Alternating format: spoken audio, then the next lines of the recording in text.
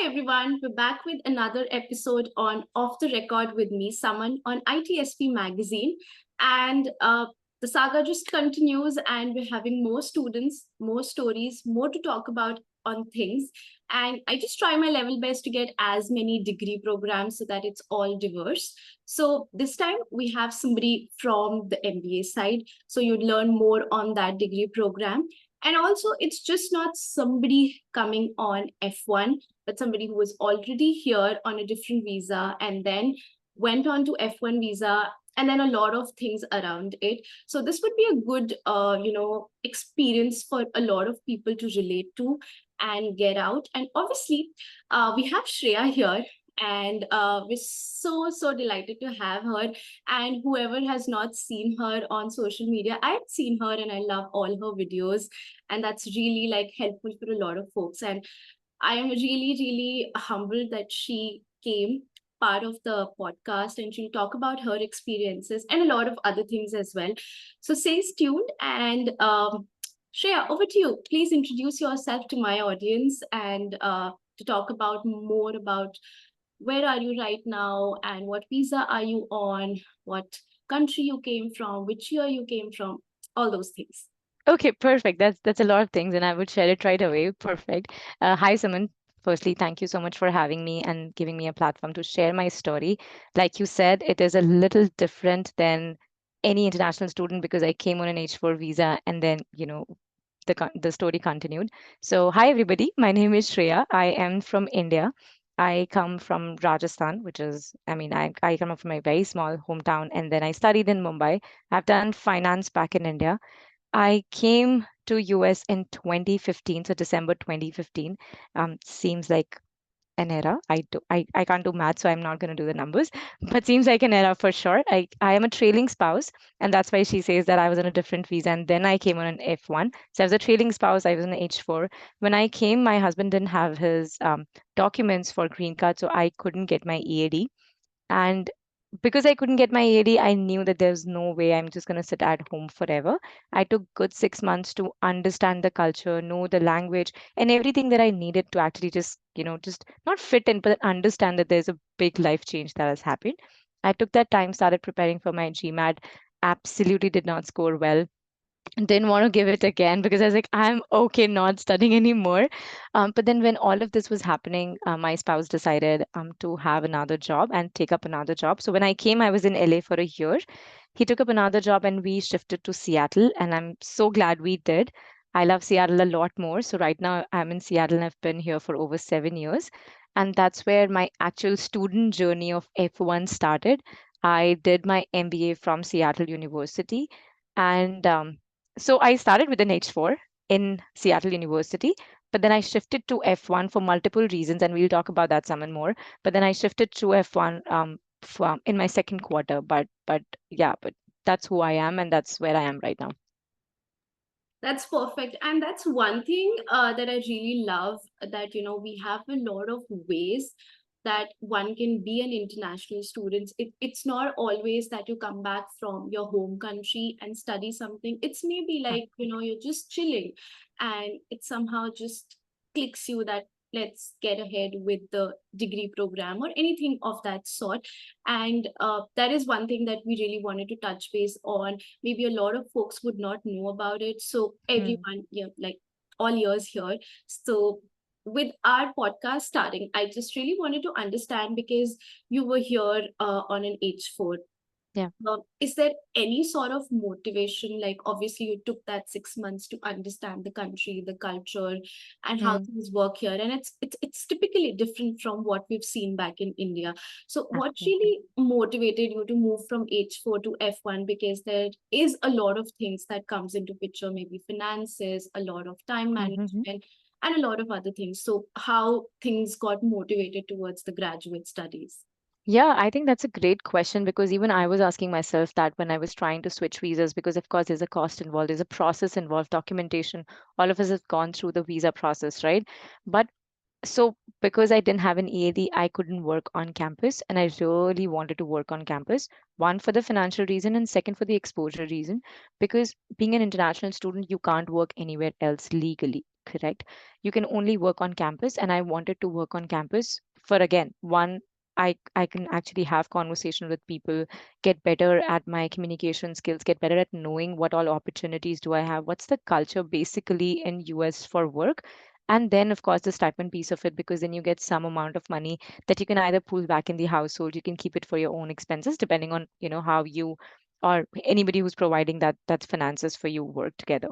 But that being said, I would really say anybody who's coming here for a master's, either now deciding to do a master's, definitely think of an on campus job, not just from the perspective of, oh, it'll give us some money, but then from the bigger picture of, it'll give us some experience in the industry. You would get to know some of these tools that, here, that we use, that we don't use back in our home countries. And more than that, that'll just give you so much more confidence, because once you graduate, you would not say that I have no experience in US. You would probably say I do have experience, because whatever you're doing on campus, it's literally not just admin. There are a lot more things that you can do on campus.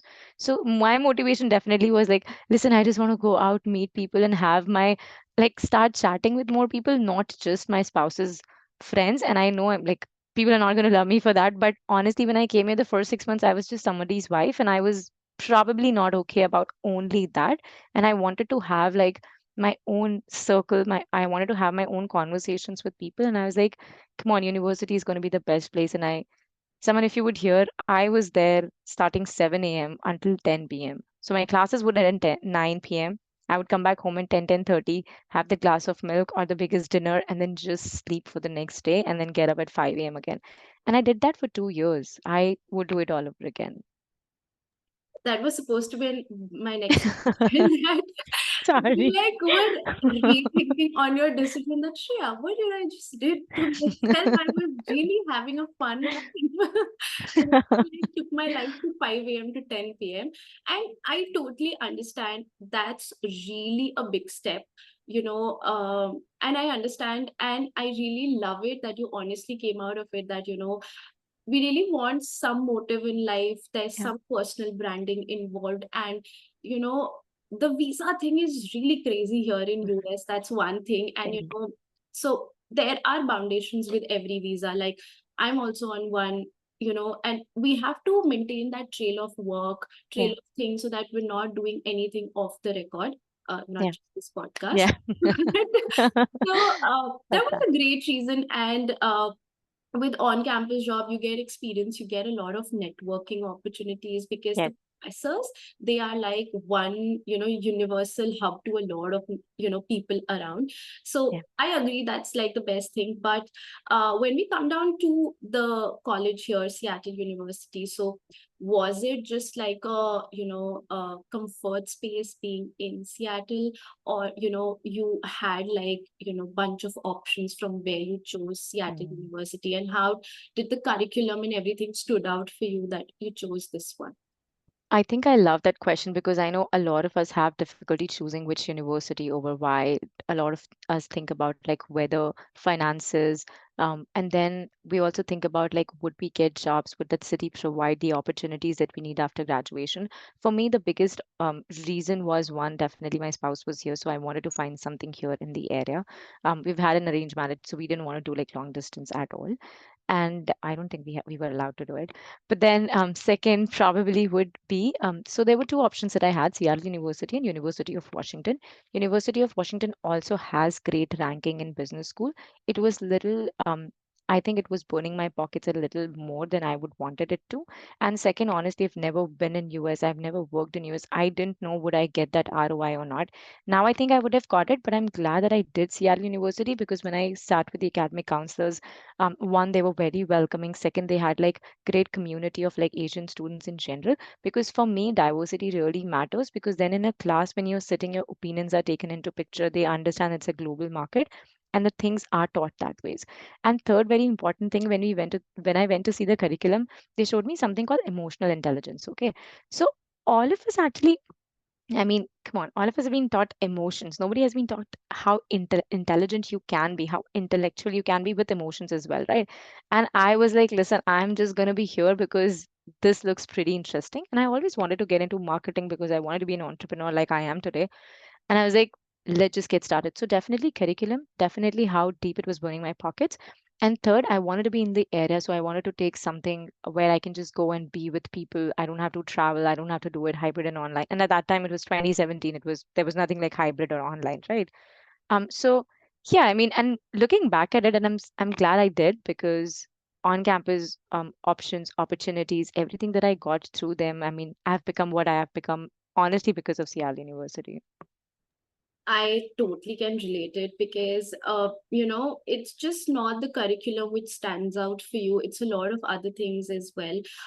Online, we usually see the rankings and everything, but a lot comes out of the alumni and how they are catering towards students. And obviously, that really counts. Like, people may consider it as a cliche, like if you're coming to US, let's just get out of our community and explore more. That's Mhm. good, but somehow you still need your community around as well for times, but for times like those times you really need it. And I agree to that point as well. I really wanted to see some faces like Yeah, which can really help me cope up with things in the initial times, and then eventually I do have a lot of friends outside of the country or from US itself. That's totally fine, mhm, but that's the comfort space I totally agree with.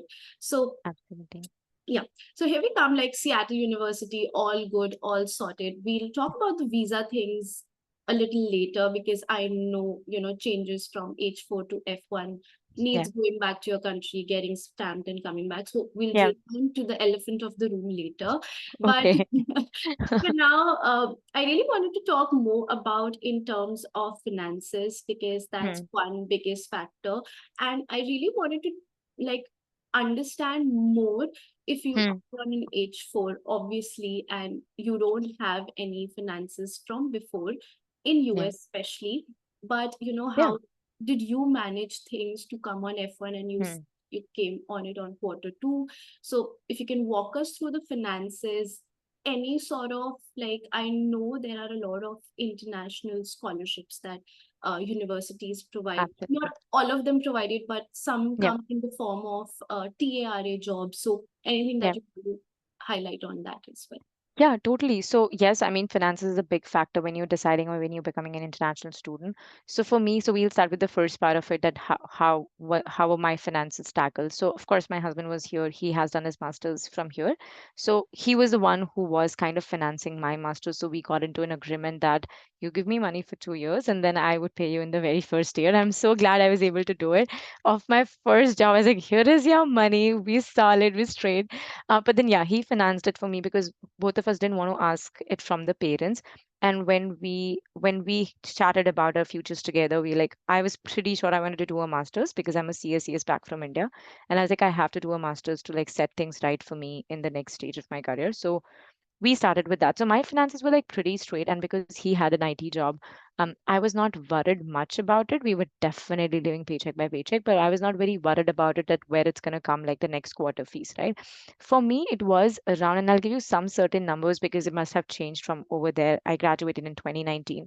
It was like around, I think, 850 per credit, and I had like 56 good credits. So I think it turned out to be like the total expenses of like printers, blah, blah, blah, retreats, all these classes turned out to be around like good 60,000 for my MBA. I got a little bit more than that in my first job. So, guys, you get your money back. Just definitely invest not just your money, invest everything that you have in those 2 years into that program, like your energy, your social skills, your communication, your intellectual. Invest that in your degree, you would absolutely get it all back, right? But then that being said, yes, there are a lot of scholarships. Seattle University does 100% provide scholarships. I know a lot of my international student friends have taken that. A lot of my classmates did that. They were filling the forms all the time, going back to academic counselors. I honestly didn't do it, someone, because I thought me and my husband could manage it. I mean, we were in runs here and there, but I knew that we could manage it. So I didn't want to take the opportunity from someone who might would have needed it more than me. So I didn't even try for it. But I know Seattle University does have it, and most of the universities has it. It's always good to ask your academic counselors. It's always good to check on the website. It's always good to find an alumni on LinkedIn and ask, like, hey, this is where I'm going to get my next degree. What, like, can you suggest a couple of these questions? And then you can ask them. So I would say your networking should not start from the first day of your college, probably a lot earlier than that. I totally agree. And I just made those faces because these numbers are still big for me because It is. FYI, I'm still in the first year after my college. So, Oh. but I would really support on that fact that, once you move from INR to USD, like when you start earning here, Yeah. um, it doesn't looks that much. You can still give back that money, Yeah. with your husband, father, or maybe Yeah. alone, because I'm seeing a lot of folks here. Things are easier if you have a good job Yeah. and you're getting good pay. But if it's not like a bar has to be set up, it's good. You can still give back because it's more of INR and USD conversion. So it Yeah. always good. Just pray the rate just moves up and up. So good for you. Uh, Totally. I just definitely want to add kidding. one thing to it, that have that motivation that it is a loan that you're taking from somebody, and then you got to give it back. See, I'm mentioning my spouse because he was here. He did a lot of, the managing logistical things that I wouldn't manage otherwise. But then, if it even if it's your parents, even if it's you're taking from a sibling, make sure that in your mind you know that I'm going to repay them somehow. It can be a big trip, it can be anything, but you're just going to repay them, because that would give you the motivation to do a lot bigger than you would otherwise. I mean, And helped me a lot. it really feels you really independent because once I was in my graduate program, I was depending for that source of income from my Yeah. family. And, you always cut short on things like, okay, let's just cut short on things. Let's live like more of a, tight life. Yeah. Once Yeah. you're Yeah. done out earning, the world is out there and you can go as much crazy as you want. So, Yeah. Totally. that was there, like, but now I see and I really feel proud that, I'm giving back that money back. Yeah. So there is a sense of independence for you as well, and, living here, earning. So things are For sure. possible. Like, I'll just totally second that thing that it's easy to give back. It is possible, and I've heard it from a lot of people that it's easier to be a trading spouse. It's very difficult to be an international student, and vice versa also. Okay, I've heard like international students saying, or like trading spouses saying that it's easier for you all, but it's honestly not easier for anybody, and it's not difficult for anybody. It's what circumstances you are in and how you react to it. It was difficult for me because I was a trading spouse and I was financially dependent on somebody else. It might be difficult for an international student because they don't know anything about it. They're absolutely landing on a plain ground, and there's nobody actually to give them a direction, right? So it's everybody has their challenges. So I mean, do not come with that thought that I'm going to be an international student, but then ground is easier for the other person. No, just look at your challenges and then take it from there. I know, like, there is always pros and cons. Like, for example, your better half was there and Yeah.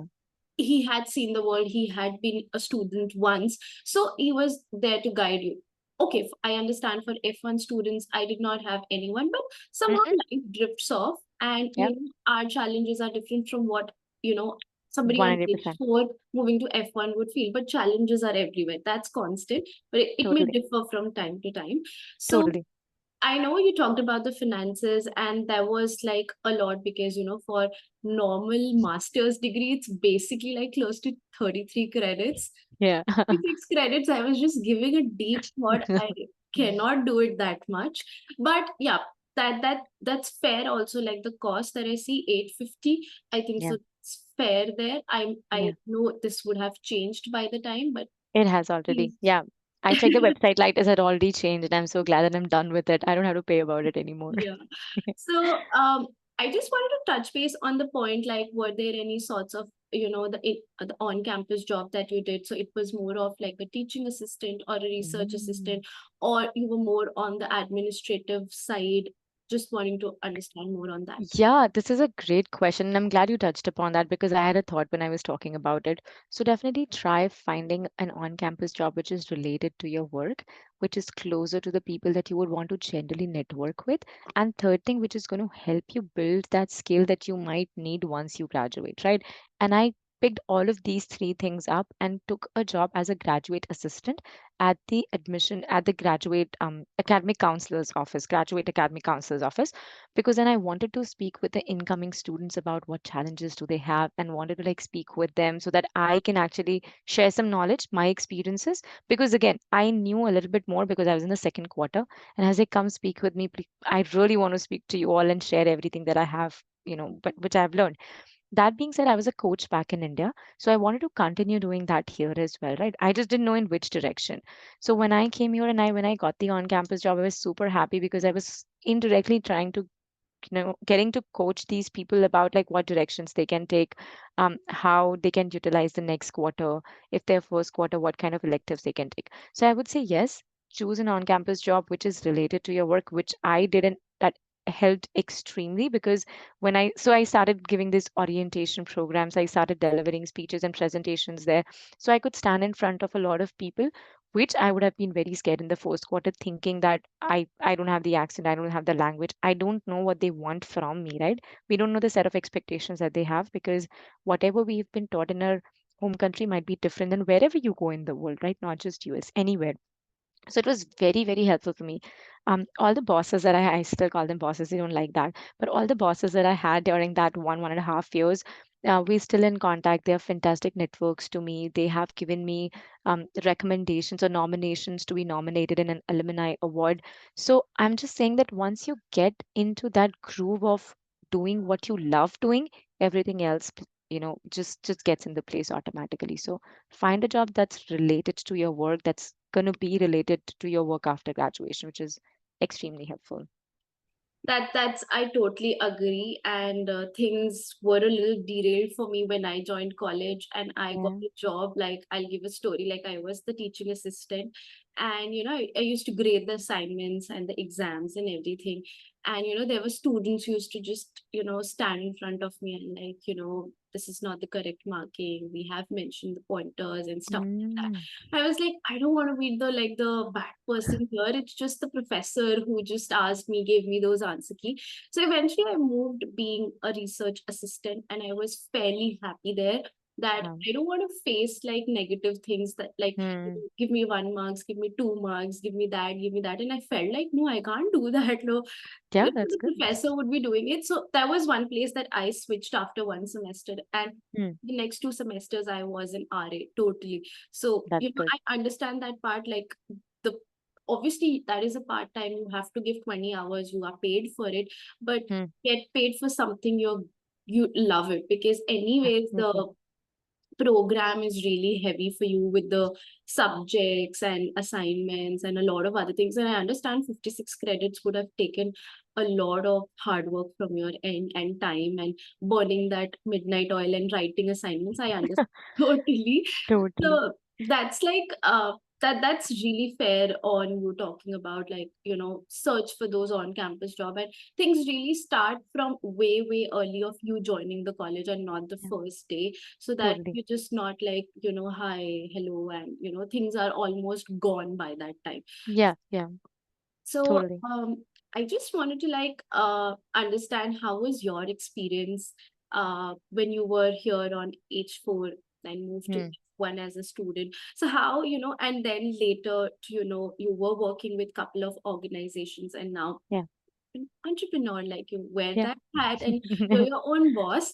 So, Yeah, how was the transition for you? Like, if you can give specific examples from, it's really an exciting journey for you. We have seen all, it's a lot. like, at least one, two, yeah, three phases you've seen, like as an H4, then F1, Yeah. and you working with an organization. How are things? And right now, how are things? Yeah, and I think when you were asking me that question, I was just thinking in the back of my, I was like, oh my God, a lot has happened in these 8 years, right? So yeah, so I came on an H4. I was on my H4 for almost 1.5 years until I got into my MBA, and then I decided to be on my F1 for the reasons I told you, for my finances and definitely to be able to work on campus. So I went to India and I got my F1 because that was the fastest way of doing it. I could have done a change of status here as well, but that was taking a lot longer, and I wanted to start my quarter with my F1 so I can start working in that quarter itself. So I went to India, I got my F1, and because I was already working, I didn't have to, go through a lot of questions, or it was not grueling. The interview was nothing. It was just, they were just like, why do you want to switch? And I was like, because I don't have an EAD and I want to work on campus. And then they were like, why do you want to work on campus? And I was like, because I want to gain some experience and definitely like earn some money there so that I can have that pocket stipend or whatever. Everybody's interview is different. I've spoken to a couple of my friends and their interview was different. Mine was better because I had like very clarified answer, because when they asked like are you going to work there later? Would you stay in US? And I was more like, my spouse is there, so I'm definitely going to stay there. I'm not sure if I want to work or not. I'm definitely like, I'm just figuring out what I want to do. I wanted it to be that subtle, because if they understand that you have this motive of like staying here forever, unfortunately they reject it sometimes. I've heard it a lot. So I'm just giving that, because it's off the record. I'm just giving that idea that you probably don't want to be, you want to be very subtle about like what your future might look like after graduation. I Um, understand that. Sorry to cut you there, but no, not at all. specifically, like, I know I prepped all those answers, but I was really subtle there. Like, it has to be convincing in your tone Yeah. that, that's what you're going to do. Or it shouldn't sound vague, or, you've learned by heart and you're just talking about it. Scripted. Yeah. I, And I'm glad that you said that, because I teach this to my clients that it's not this story that matters, it's the storytelling that matters. So you have that story, but then if you're not telling it right way, with voice modulation and with that impact, then they're just not going to believe it. But then, yeah, fast track. I think I came here. I was in my F1, and my program was not a STEM program. So it only had like 1 year, and then 2019 I graduated, and 2020 beginning we also saw COVID happen. So right after 2019, after I graduated, I got into Microsoft. So I had a very good job, and everything was like really happy and whatnot. And right after Microsoft, I got into Amazon, and then when Amazon was happening, I COVID happened, and when I was renewing my H4, it took around, I really want to say 14 months, which would otherwise just take like, let's say 6 or 8 weeks to renew it with, your spouse's company. It doesn't take more than that. And when it's getting renewed, you can still work for 180 days, Summon. I'm not sure how much you know about H4. So if you have an H4, and then, sorry, if you have an F1 and then you've put a status, like change of status application, you can still work even if the change of status application is not being processed. You can still work for 180 days after the last day legally you could work. My 180 days were cleared, and after that I think also 8 months were cleared, and I had to I had to give up on my job on Amazon because my visa was not there because of renewal, and it was COVID. I couldn't meet a soul, and we were like it's only two of us in the house. And then I realized that, listen, financial independence is one thing. Yes, I probably now want visa independence as well, because I don't want to be dependent on somebody else to actually be financial independent, right? See, I don't have anything against the H1 and H4. The idea that COVID hit, that nobody could think about, and I lost my job and sat at home for 8 months kind of baffled my mind. So the next job that I got was at TikTok, and they were not ready to do my H1, and which is fair because they said that in the beginning they might not do it. The next job that I got was in Uber, and that's where the story of H1 came into being, because I told my manager I definitely would need it. And then they gave me the H1. So the idea to have my own H1 was definitely to get that visa independently of each other. So if anybody's job is affected, the other one can still run the household, right? I was very worried about the fact that, listen, if you lose it, are we gonna go home and like pack and literally go back home? And then we were worried about it, and I was like, I'm probably gonna ask my manager. So 3 months into my job, I asked them, and they gave me that. Fun part about H1B is you're on your own boss, kinda. You don't have to be dependent on someone else's visa. You're not worried about it. But then unfortunate thing is I couldn't do what I was doing as my entrepreneurship thing. Whatever side business I have related to my coaching, I couldn't earn that, right? So that kind of was a little itchy in my heart, that so H1 and H4 is like H4. You can, for anybody who doesn't know, H4 is with your EAD, you can work, you can have multiple incomes, and you're not sought to like one employer. Even if you're employed at a corporate, you can still have other incomes legally. You don't have to worry about that. But then you can't do the same thing on H1 because H1 is one single corporate bound. Um, so yeah, so I'm back on H4 now because I'm doing my coaching full time as well. So I Oh my God, look at, do you see that? The it's roller full coaster? circle, yeah. It's a full But circle. that's it has something lot to learn about, because it's just not, personal independence, financial independence. We talked about visa independence, Yeah, lot of things that you experienced, and it is something I'm pretty sure a lot of folks would be experiencing it, yeah, like spouses, or maybe others who come up here on dependent visa, and yeah, you're really bound by the visa that, firstly you're dependent, then if you want to switch, to getting a job, getting the EAD, then putting up yourself on H1B, and then Yeah. again with that H1B you have to stick to one employer and Yeah. nothing has to be on the other sides. So there's a lot that you experienced, and I really love Yeah. it. Like, I'm sorry I'm saying, but I really Thank you. loved it. It's like a Thank you. good roller coaster ride, but it's fun. Like, totally, it's fun that Yeah. you saw every phase of the life with every visa opportunity. Yeah. There you go. And you then chose, okay, I'll go with this one. This is now working for me. I mean, I wanted, see, the idea for any of us who are here, Saman, is to build that career and that life, right? Nobody is living away from their land, from their family, just for like fun, right? We, all of us are living here for opportunities and the exposure that we get, the independence, the quality of life that we get. And nobody would deny that. I know that. But I wanted to take it and, a notch up and understand that do I have a saying and a choice in it? I didn't have a choice when I was in H4, right? But then I was like, I have a choice now to get an H1. Right now, also I have a choice if I want to get on an H1 and go into a corporate, I can go it because my H1 is picked forever. I can anytime go back to it. But when I was thinking of H4, I was honestly thinking, see, I have this resources, right? I know how to coach people. I have gone through all of these things. Why am I not doing it? Just because of one thing, which is visa, right? So earlier I was scared about it for multiple reasons. COVID happened. I wanted that visa independence, but I came back to it because I knew I had something bigger to offer. So I think my visa independence somehow was a little lesser in value than what I have to offer in coaching. I was like, I'm going to take that risk, get back to H4 for a year and a half, see if I can have that six-figure business, and if I can have that, then it's going to be H4, and then I'm just going to get on my business visa. I'll be solid. I totally agree because visa is always the biggest factor. You need to check up all sorts of requirements that could Yeah, work on that visa, and then you lead your life onto that. And then yeah, obviously collection of papers, collection of things, collection of lot. records. Till the time you die, you have to maintain that file for yourself. So I Yeah, totally agree. Like, it's everywhere, be it H4, be it H1B, be it F1. You're tied to those particular features, I would say. everything. Yeah, everything. I joke sometimes about that with my family that my memory file is a lot smaller than my visa file. My visa file is this big and my memory file is only this much. I totally agree because there's a lot of things like basic is like, for example, you move from Seattle to, for example, LA. You know, I moved from Atlanta to Dallas, and I had to just remind myself, okay, I have to change my address. Where all I Yeah, have to change my address? yeah, This. If yeah, it's yeah, missed somehow, you're done. yeah, yeah, So totally.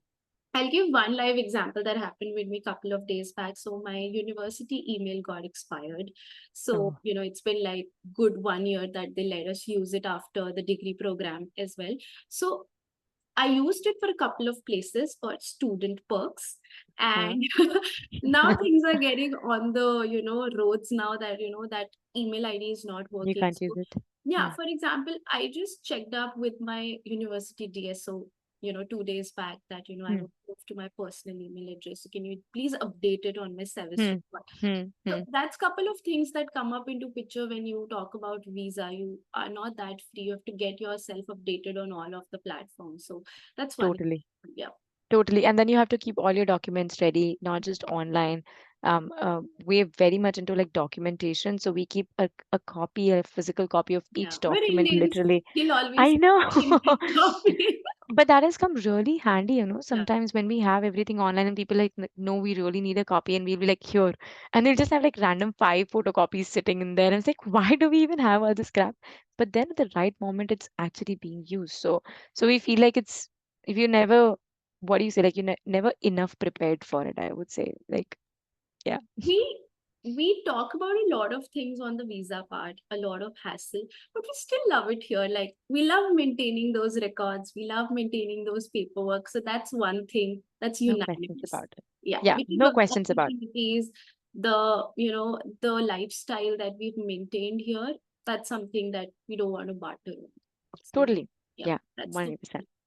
Yeah. so one big thing, I guess. My next question is, for those folks who have worked as 9 to 5 in different organizations, Hmm. may have been working right now, but they have certain ideas at the back of their head to start. but because Hmm. of the visa things, they're not able to do it. So Hmm. I know you've worked with really, immensely amazing opportunities that you've got with couple of organizations from Yeah. Microsoft, Uber, TikTok, and Amazon. They're all big Yeah. organizations with a lot Yeah. of experience and a lot of finances as well, which you could have covered up. But Totally. leaving those jobs and becoming an entrepreneur, I know it looks simple, but it would have taken a toll on you on Yeah. a lot of terms. So I just want to ask this question, that how was life from being a 9 to 5 to now being an entrepreneur? What are the Hmm. few things that really kicked off for you? What are few things that Hmm. did not went or Hmm. may have taken some time for you to adjust, so that we talk about those set of people who really want to do it but Hmm. may are stopping themselves because of few other reasons and they're still continuing with their 9 to 5. Totally. Yeah, no, I think that's a great question because when I was trying to explore and have these conversations, I wish, there was like off the record with someone and I could have come and heard your podcast. But I would say, first thing, if you're trying to beat that nine, like not beat it, but then trying to switch from that 9 to 5 to a entrepreneurship, I would probably say figure out, test the waters. That means start doing something after 5. So I started doing it 6 to 9 in the evening and then morning before 9. So I would do 5 a.m. to 8 a.m. All my client calls would happen, and then 6 p.m. to 9 p.m. because I sleep very early, so 9 p.m. is my deadline. So I would do these 6 hours every day on my coaching business. Either it's social media, making those reels, creating those posts on LinkedIn, speaking to the clients, taking their sessions, being out there in the networking event, all of those things. That was my idea of doing a little bit of market research. One, do I have the scope? Second, do I have the skills that they need me to? And then do I have those skills that would give me that 9 to 5 wala, just that paycheck kind of. And third, and the most important thing, what is stopping you? Like you need to sit and figure out what is stopping you. For me, it was that comfort. That see, I go 9 to 5, I have a structured meeting, somebody's telling me what to do, I'm doing that, my paycheck is coming home. Why do I need extra stress, right? That was me for like good 6 months. I was like, listen, do I really want to do this? It just takes a lot of courage to actually say that. I can't say that because I know I'm into that comfort zone. Like, not comfort zone, but this is something like we're not demeaning 9 to 5 here, but it's like more of like, somebody who really wants a change. Yeah. Maybe like people like me are really good with 9 to 5 and we're able to do our Yeah. volunteering experiences after that. But there are times when you have that passion, like you have it, and you really want to like just not limited to 6 hours. Like I want to do it for like I do it for my job for 8 to 9 hours. Like I Yeah, want to give like totally. undivided attention to it and just not during my off work hours. But Absolutely. Absolutely. And I would kind of correct you there. Once you don't have a 9 to 5, it's not going to be 8 to 9 hours. It's definitely going to be 24 hours. You would breathe in, you would wake up and you'll be like, oh, that client. Oh, that person. Like I wake up with, so the thing I didn't like about myself earlier was like, oh, I use so much phone, right? I was like, oh, I literally have a book which is called Break Up with Your Phone. Okay. And I read it. I have it in my hand and I'm like scrolling on my phone. I was like, yeah, there is no breakup happening, but it's going to be 24 hours for you, right? So be prepared. For someone who's trying to switch, I would say first definitely do all these market research, figure out, test the waters, see if there is a scope. But second is mindset preparation. That means you're ready for challenges, you're ready to fail. More important, you are ready to be literally nobody and then be somebody. See, in 9 to 5 you're somebody. I was a recruiter, I was literally somebody. People would want me, people would find me for meetings, people would want Shreya to do something, right? Once you are off that 9 to 5, the next day you have nothing on your calendar, almost nothing. Second, nobody is asking you to do something, so there's zero accountability. You're going to be your own accountability partner. And third, and the most important thing, you need to be ready to face the challenge that not everything is going to work out. And you would not have any teammate, any resources to actually lean onto, especially in the beginning. I now have teammate, I have a social media person, I have a LinkedIn person who actually looks after it, and then they look after the digital media and all of that as well. And I'm like, I'm gonna sit and do this. But in the beginning, there is literally nobody. right? So you got to be ready for it. And now what will make that ready for you? One, that idea. So of course, sit with whosoever you need to sit with and discuss that idea. I sat with my spouse, right? My family still doesn't know about it. My I sat with my spouse. Sh- that reminds me, I can't share this with them. But then I sat with my spouse and we spoke about it. And then if you are with your parents, sit with them and make them understand that why you would do this, and then for that you need to have the whatever market research you did in the last couple of months by doing it part time. And then this is what I see, I really want to give it a try.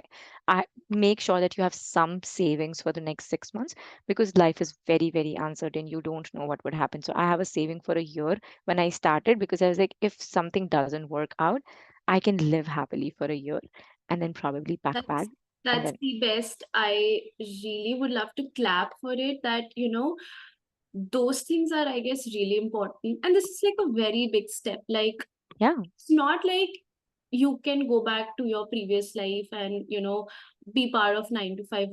There are things that you crossed, visa things and a lot of other things, and now you took up all those experiences and using it. But yeah, you're your own motivator, everything. And I'm so glad that you started up as one. Now you are a team yeah, of 3 or 4 yeah, folks, I'm yeah. including your spouse as usual. Yeah. So that's like a big achievement. And obviously, I don't know if anyone has not seen your videos or been not part of your broadcast channel, but it's really great. Like, there is a Thank lot you. of important information, and that's really important. Like, I guess at my time last year, there weren't such videos, or Hmm. maybe I did not explore more. Hmm. But this is something that's really important, where people talk about things, talk about Yeah, experiences, and this can actually be a stepping stone for others. And you totally. being from the recruitment background, and then you did your masters in you know uh, business administration, so all those things really like help folks and build up. And obviously the US culture with all those Yeah, different programs, what all you're taught there, and then you can implement the same here in the country.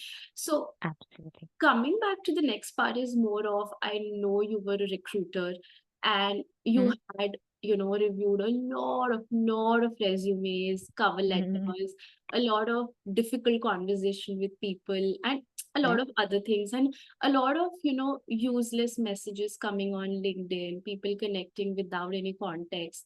So yeah.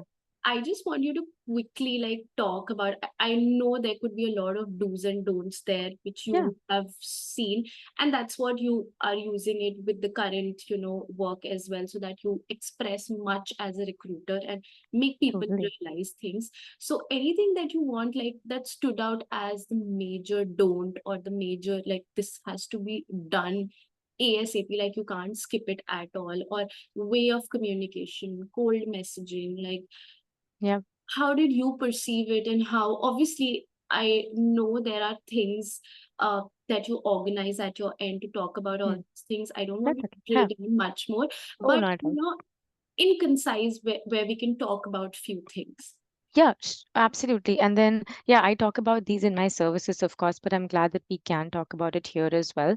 So first of all, we'll start a little bit with the international students coming in. I would definitely say that do not underestimate the power of LinkedIn and networking online or offline. I mean, write it down somewhere, anywhere. Like, I have weird sticky notes here on my laptop and on my screen, and the first things that I say is like networking. Like, it's literally written in the caps, because that's the most important thing. And wherever you're coming from, a lot of countries do not have that presence of LinkedIn or social medias, for professional social medias, right?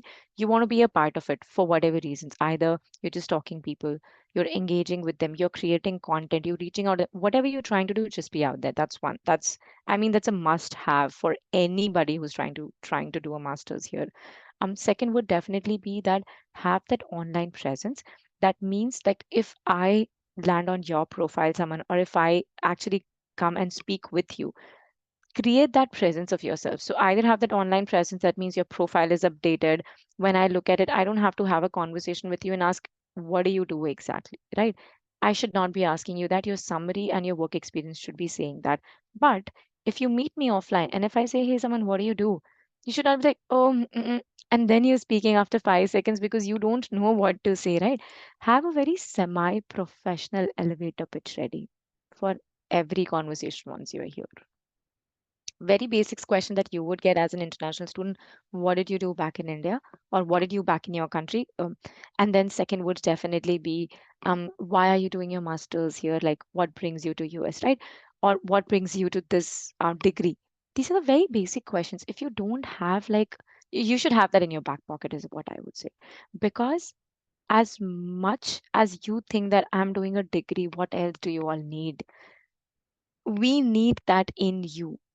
Literally, not a degree on paper, a literal degree in you and in your brain. If you don't have that, I'm not sure as a recruiter if I would understand. And that's, again, it's a very early stage which is coming in. But then, even a recruiter, I would look at your LinkedIn and I would see, and I do find candidates through LinkedIn as well if I don't find their resumes. I mean, their LinkedIn is their resume. So I would say LinkedIn, yes, networking, yes. Your job search starts from day one of your university, not last day. Yeah. So, there are a lot of features like I have been using LinkedIn from India. But the way I used it here in the States, it was really different. Like, okay, at that time, I was just looking out maybe, for different posts. I attended a couple of events, so I put up that. So when I look back to those posts and to the ones that I do right now, it's like this is the difference. Like I'm really like, I don't want to like put them as my posts anymore. I want to remove them totally. So, you understand what are the few keywords that you want to talk about. You want to go ahead with, you know, what links you're mentioning, what are the hashtags that you're using. And then there is a way, obviously, to find people on LinkedIn, you know, and LinkedIn has also matured in its ways where you know who is hiring, there is a headline, and a lot of these things have changed that has helped me actually. And I'm like a full-time like fan of LinkedIn. I use it day in day out. So I understand the importance of networking, being a student myself, and I am no longer a student right now, but I still connect with a lot of folks. And that's one thing that keeps me going, that okay, I am in a new city now in Dallas. Let's just connect to a lot of folks in Dallas. Let's just see what are the different events going on, the local events that I can attend. And similarly, you may have done it for Seattle as well. So I have been to one event where I wasn't able to talk much. Like, there was some sort of fear that if I'd say anything, that would be all trash. So let's just explore, see how things are working on, and then eventually you get yourself accustomed. Okay, then you get to know that okay, these set of questions would anyways come from everyone. That what do you do, where do you work, okay, this that, and then you understand, okay, you have to come up with fun questions a bit. You need to watch some weekend matches, have some context about it. I've had those conversations during interviews as well, like Wow. when Atlanta usually has like the baseball match or any other match, Hmm. usually it ask me in the interviews, and I used to be prepped up with it, and this is somehow you gain some interest in the Yeah. weekend activities and talk about it. So yeah, those are the things that you'll not I understand that you'll not understand on the day one. Like you mentioned, it takes time for you to get past it and get it inside you that okay, you have to do like this.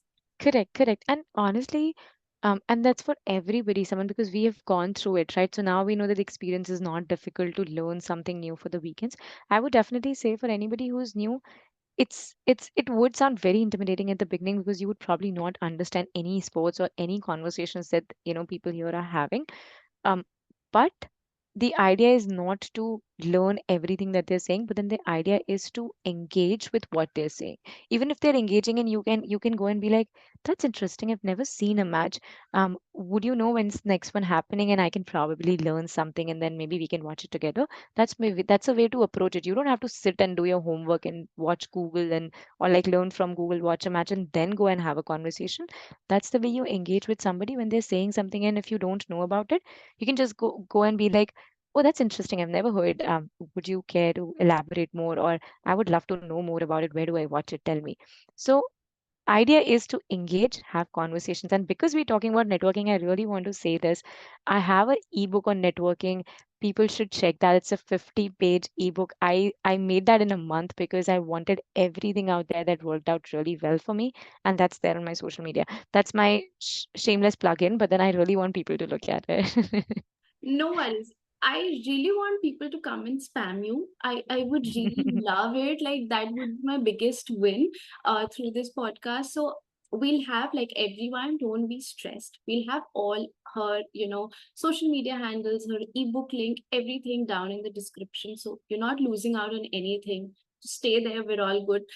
I am that kind of a person. If I hear anything, I'll just open a different tab and start searching. So I just wanted to like tell everyone, you can just scroll down, see in the description, you'll have everything. And obviously, since we're talking about the ebook, I really wanted to ask you, for my audience here, whoever is listening, do you have any recent workshops, anything that they should be excited about that should come out on your social media soon and they could be part of it? Absolutely, absolutely. I'm glad you asked. So every month I do one workshop on TopMate, for multiple reasons. One, because there is, I mean, I just want to be out there, answer questions without taking any money in return. But then also, second most important, this is a way that people can actually say that resources are available. Come meet the other community, other people who might be job seeking, or who might be looking for other resources. So yes, my I don't have a fixed date, but one is coming in August, and everything would be available. My social media, I'm loud out there. You'll probably listen, hear everything that's happening throughout the day on my social media. So find me LinkedIn and Instagram are the best places to find me. And all my workshops, because we didn't say that specifically, so I really want to say that all my workshops are related with job search and personal development, like professional development in general, which is like confidence communication. But then the bigger pieces are resume, LinkedIn optimization, and interview. I do a lot of mock interviews, and because the market is hot right now, we've been doing a lot already. So I would say check out my profiles if you are anywhere in that space. I would love to have a lot of folks there, and a workshop is a really great thing where you talk about a lot of things. And currently we really need a lot of help with folks where they want to understand more on the resume reviews. you know Fortnightly I get a lot of like resumes from my juniors or people Hmm. on the LinkedIn. They want me to correct few things, and I do that, like, but still coming down from a coach who knows the best, and you do have that background of recruitment as well, and you Yeah. would know what things work and what not. I am still on that side that why my 100 resumes got rejected on those organizations. I am still that person who would not know much. And, I Yeah. would really want to stress here to all the audience who is listening right now or watching us on any of the platform that, just scroll down, see the description, see her social media handles. There are loads and loads of videos because I'm more of a video person.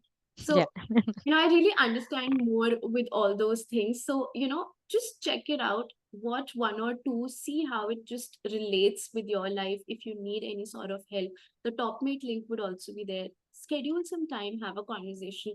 I've had a conversation with her. She's really easy to talk to, nothing Thank to you. worry about that. It's more of a professional setup, but it's not like that. Yeah. So, it's always good to take help. And if somebody is offering it so open handedly, just go for it. Like I would really say go for it and take that help.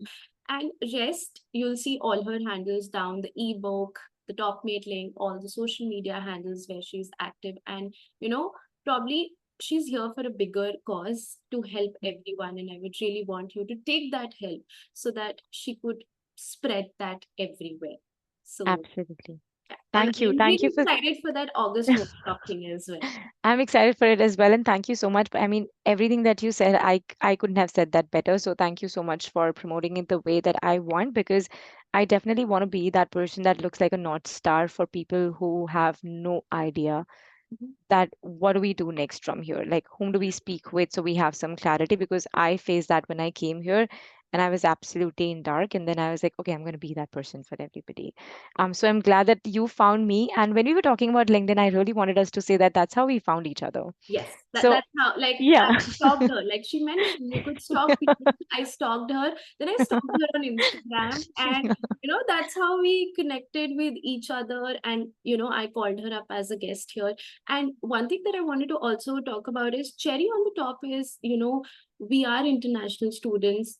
like Shreya has been on H4 and then F1 and now, H4 again. So there's a lot to actually talk about. Everyone has questions. I can't, agree to that fact that nobody would have questions on these Yeah. visa. They would have, and she has a lot of things, and plus an MBA degree as well. So it's like a club of a lot of things that you can ask her and touch base with her. And as we mentioned, like, we got hold of each other from LinkedIn itself, so it's Yeah. not Yeah. like we've met anywhere or anything of that sort. I've been stalking her, and then Yeah. I reached out to her that if you would love to come and talk about your experience, because this one is different. And I Yeah. know a lot of us are on H4, or maybe, something needs to be worked out there. So this is more of, for those people and anyone else who is also, on wanting to come on F1 to Seattle University. So that's another thing on the boat. So Absolutely. there was a lot of things discussed, and I really loved talking to you before and now during the podcast as well, that you shared everything very honestly. And that was something that I really wanted everyone to know. And this was a different case as well, where you have gone through multiple visa Yeah. checkpoints. But at the last, you want to share anything for the incoming international students or to the current H4 people? Anything as your advice that you want to give out? I know there were a couple of them during the podcast, but something Yeah. wrap up at the end. Totally. So I'll give like two advices. One is for the F1 students who are now coming to US. I would definitely say that um, think what factors are in picture when you're deciding a university. And then second, degree is not just a piece of paper. Degree is everything you put in for those 2 years, because your ROI would definitely be through networking, through what you learn, communication, events that you've been part of, even as stupid as like inviting a guest speaker from outside and nobody showing up, but then you were showing up with skills of leadership, organizing, figuring out things, reporting documentation, whatever. So just be out there. Don't just worry about the assessments, assignments. Just be out there doing anything and everything that you can and should be doing, depending on your talents and skill. And then for H4 people, I would definitely say if you haven't thought about doing a degree, I would definitely say do a degree if your finances allow that. Sit and speak to your family, to your spouses, and then make sure that you kind of pay them back or pay back to the household somehow, because that'll give you a very big motivation to do it well. I agree to that point, and independence is something which will come from on all the directions. So that's something Totally. to like think about. And if not, talk to her. Like, Find me. see those pointers. Yeah, find me in the description box. So, I had yeah. such a great time chatting with you. I mean, this was really good. And thank you so much for finding me, stalking me, like you say.